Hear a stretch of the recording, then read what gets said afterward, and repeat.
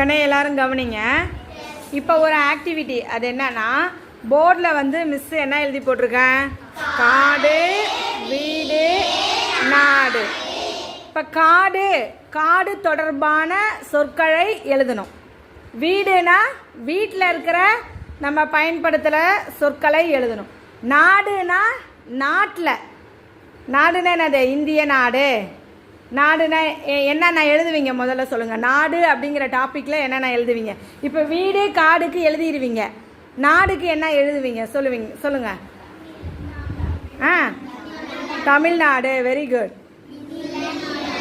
என்ன கண்ணு? India. Very good. அடுத்துமா?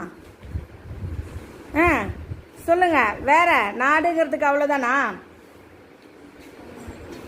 நாடு அப்படிங்கிறது ஒரு பெரிய இது. நம்ம சோஷியல்லாம் படிச்சிருக்கோம்ல சின்னதுலேருந்து.